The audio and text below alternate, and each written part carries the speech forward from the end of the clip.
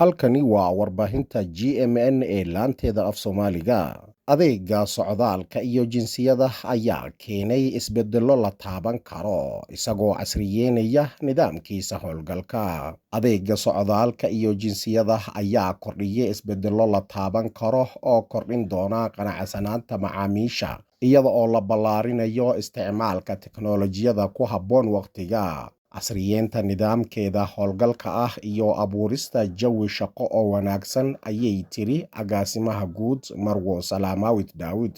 Agaasimaha guud ee adeegga socdaalka iyo jinsiyada Salaamawit Daawud ayaa warbaahinta uga warbixisay hadal ku saabsan howlaha ay qabatay sanad miisaaniyeedka 2018.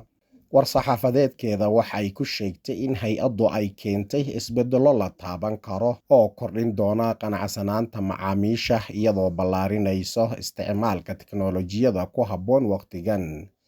Casriyeynta nidaamkeeda howlgaleed iyo abuurista jawi shaqo oo habboon.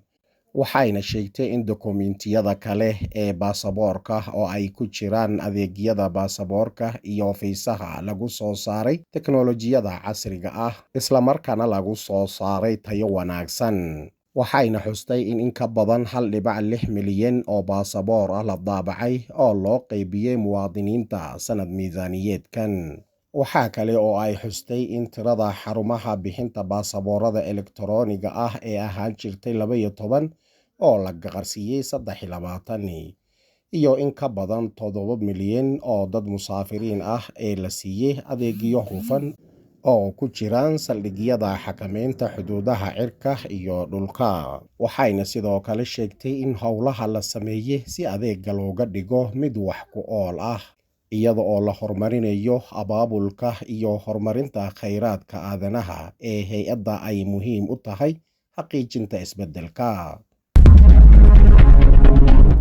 Ballanqaadyada waa in loo beddelaa ficilo la taaban karo si loola dagaallamo saameynta xun ee isbeddelka cimilada sida uu yiri Gideon Timotheus, wasiirka arrimaha dibadda ee dalkan Itoobiya.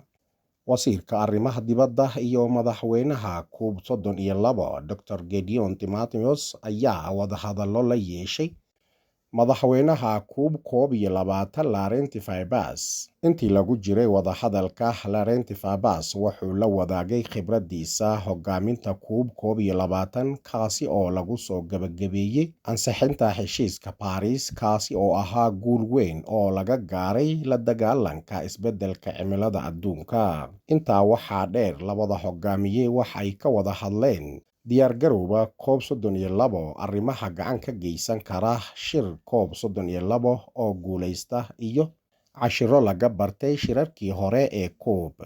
Wasiirka arrimaha dibadda Dr. Gideon Timotheus ayaa sheegay muhiimadda waarta ee heshiiska Paris ee ku aadan waxqabadka cimilada adduunka.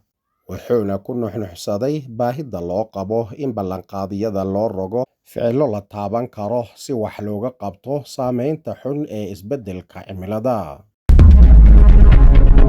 Madaxweynaha dowlad deegaanka Soomaalida Mudane Mustafa Mohamed Cumar ayaa qaabilay wafdi ka socday Midowga Yurub oo ka kala yimid xafiisyadooda Brussels iyo magaalada Addis Ababa. Madaxweynuhu waxa uu wafdiga uga warbixiyay xaaladda guud ee deegaanka Soomaalida gaar ahaan dhinacyada nabadgelyada, horumarka, dhismaha kaabayaasha dhaqaalaha, horumarinta adeegyada aasaasiga ah sida biyaha, caafimaadka iyo waxbarashada.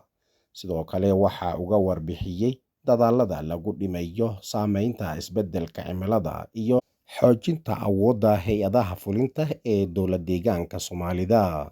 Dhankooda, wafdiga Midowga Yurub ayaa soo dhaweeyay isbeddellada muuqda ee ka hirgalay deegaanka iyaga oo go'aan gaadhay in ay sii xoojin doonaan wada shaqaynta iyo iskaashiga ay la leeyihiin dowlad deegaanka Soomaalida iyo guud ahaan dowladda federaalka Itoobiya. Madaxweynaha dowlad deegaanka Hararida Mudane Urdiin Badri ayaa sheegay in shaqo wax ku ool ah ee laga qabtay si wax looga qabto baahida horumarinta ee dadka. Madaxweynaha dowlad deegaanka Hararida Mudane Urdiin Badri ayaa ku dhawaaqay in shaqo wax ku ool ah ee laga qabtay deegaanka Hararida sanad miisaaniyeedka iyadoo lagu saleynayo baahida horumarinta ee dadka.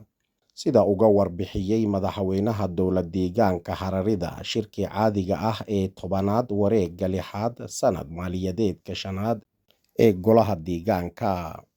Dadaallo fara badan ayaa la sameeyey si loo gaaro qorshayaasha horumarinta ee la dejiyey sanad maaliyadeedkan, wuxuuna xusay in hoggaanka heer kasta oo kuwa fulinta iyo kuwa bulshadaba oo dhan ay sameeyeen dadaallo iyo ka qaybgal weyn si loo gaaro qorshaha.